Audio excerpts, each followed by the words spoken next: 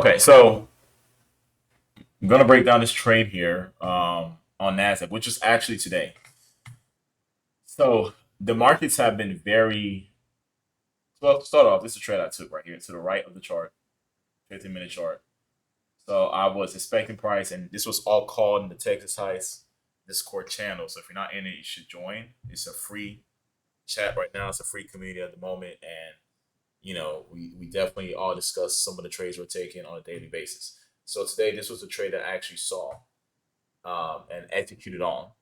And we're going to break down the details on this 15-minute chart. If you notice, entry was up here, 40-point stop loss. The full target was 240 points. But frankly speaking, I got out right right here. Hold on, mouse moving a little slow. I got out about right there at those lows. But price ended up still dropping lower into level I was expecting. This was called on the chat in the Texas site. So if you're not in it, you should be in it. But so let's get into the details of this. Since this is clarified, let's get into the details.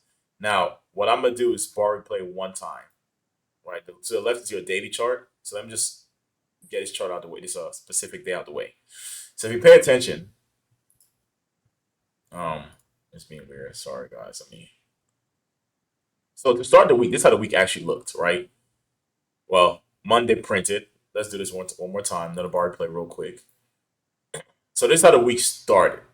So when I come to the week, I'm looking for where are the PD arrays above or below where price is going to open, right? So obviously, if price is going to open up here, only thing that exists is a PD array below. So my mindset is, how do we eventually get there throughout the week?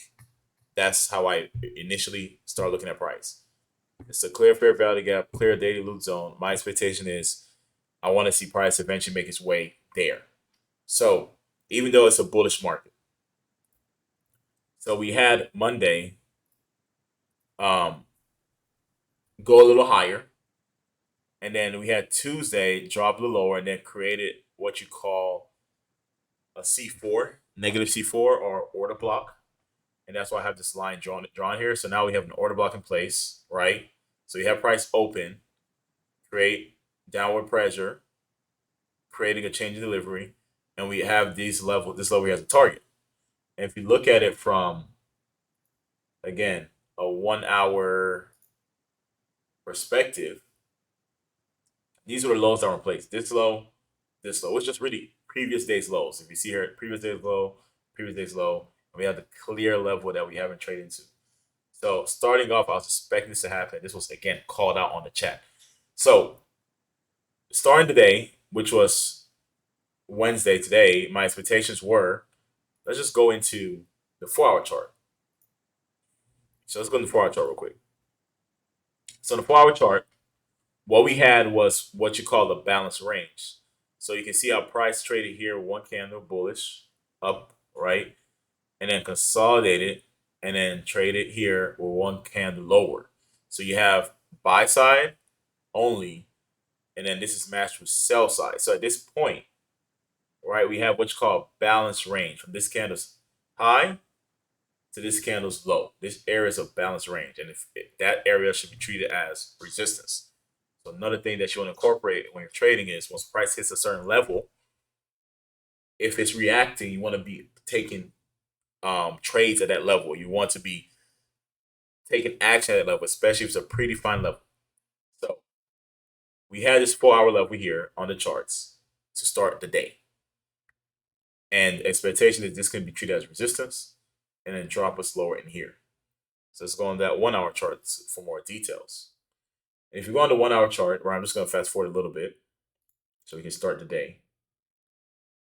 Boom. So same thing. 1 hour chart starts here. Now, what levels, meaning PD arrays, are above or below price? We have at opening price right here. So the levels that exist that we are expecting price to go to or attack is these lows. And then we also have, again, this 4 hour level shaded in blue. If you want to take a little step deeper, right, it's really this 4 hour um, fair value gap. I mean, sorry, they have a 1 hour fair value gap here or loot zone. But again, from the higher time frame basis, right, this 4 hour level is what I was also looking at for a level that can easily reject price. So price trades higher into that level, which is exactly what we want to see during the London session, right? And then let's just go on to the 15-minute chart. If you look even in more details, within that 4 hour range, we also have a 15-minute level in that level. So on the lower time frame, we have also a level within the high time frame level, right? So if we extend this, I don't want to extend this out right away, but just watch this level. I don't want to make it overlap too much. So watching all of that. And at this point, before we've even gone to 9:30 opening, I'm already shorting this because my thought process is price has taken out these highs, right? And if you look at S&P 500 during the same exact time, S&P 500 was not making higher highs. So we have what you call SMT, one asset making a higher high while the other one's not. So that expectation tells me we're in a level I'm expecting reaction, and we're getting SMT at that level. We can likely drop price from here at the end of the day. It's all about taking a trade and putting a risk on the table.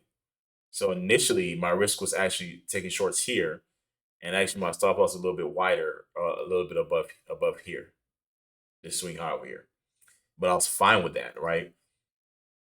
And then eventually, we get into 9:30. Oh, it just dropped right away. So let's just kind of take a look at that for a second.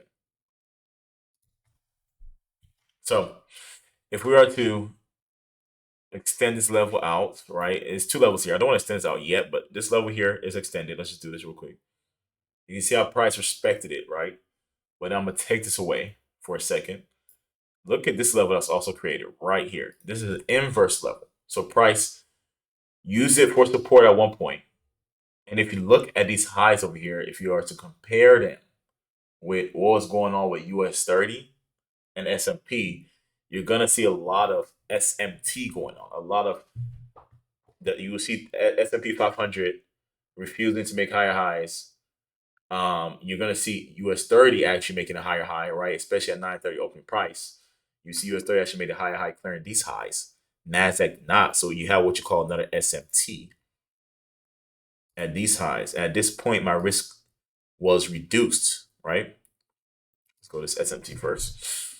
So this was an SMT that was taking place, meaning if you paid attention to your charts, correlated assets, you see US 30 ran up higher, clearing out these highs. Meanwhile, NASDAQ just did a little wick, respecting this level that was called out in the chat. Once again, it was called ahead of time. This was called ahead of time. It was respecting that level, and expectations were if it's going to do that, likelihood we're going to drop lower. So at this point, risk was reduced to about 20 points above these highs right here, because there's no reason for it to want to go back higher above here if it's already shown an SMT and rejected after 9:30. So two things happening at this run up here. We did clear a swing high, which is perfect, but we still maintain to be within here. That's the most important. We still maintain. And again, it's reacting all within that 4 hour level. So go to 5 minute chart for a second. Again, 5 minute chart.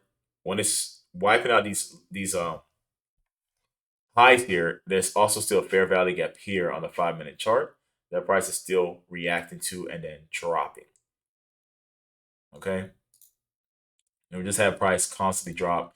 And I mean, one other level that I want to call out that was a nice area to add on if you knew exactly where price is going. I just felt uncomfortable about it and I already made my money, so I got out the charts. But if you look very closely here, there's just bonus here. Look very closely. There was a 5 minute level here. Okay. And if you look closely again, when we leave that area, we create another level here. So another nice little entry could have been right here. And that would have been another short. And this is after 10 o'clock. Typically, I like to trade. I'm taking my trades after 10 o'clock, but today I just got in early because it was too clear that it wanted to drop lower. But if you just waited for after 10 o'clock, right, if we draw a horizontal line there or a vertical line there, The only entry that exists after 10 o'clock was this level here. Again, your target would have been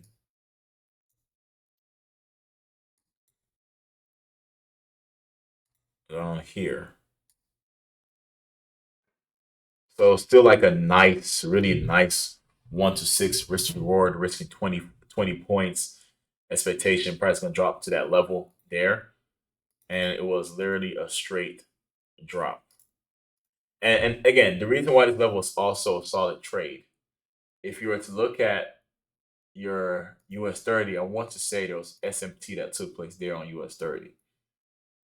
Let me just make sure I'm not, crafting up a story for you guys here because cool, yeah.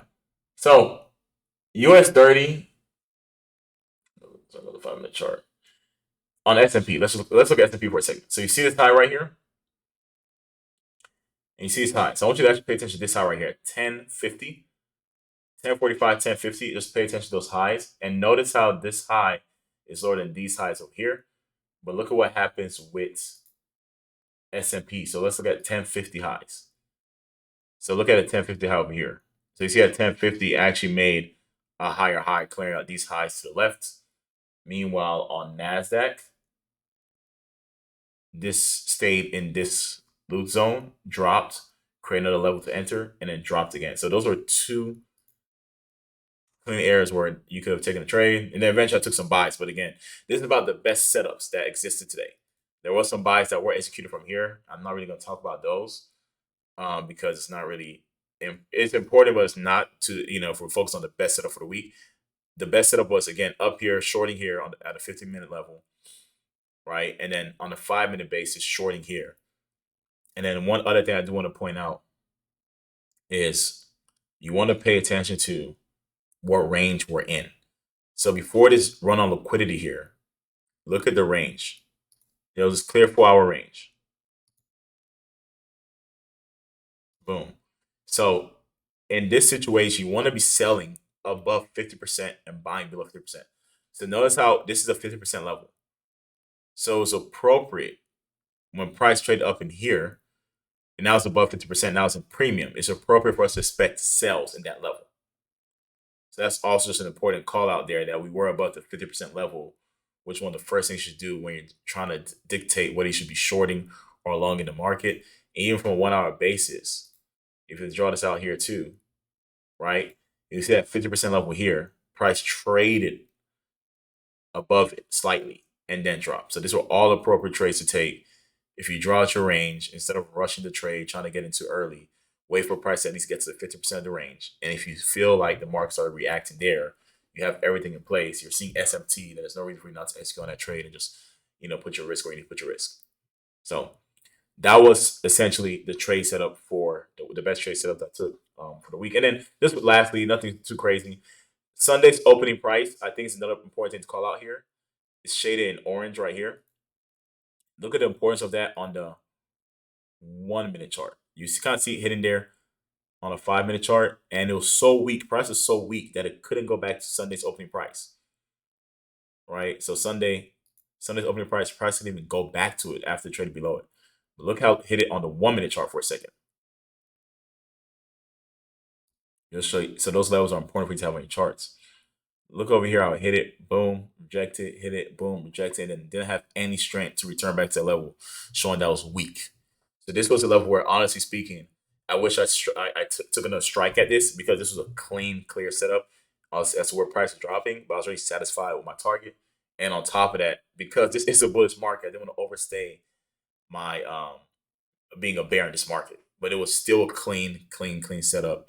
And perhaps in the condition where we were already bearish, I felt more comfortable just holding on to that trade, or at least adding on there. But nonetheless, nice setup. We fit our targets, and then we'll see what happens for the rest of the week. Still a bullish market, but this is a setup for a week. So that's it for me.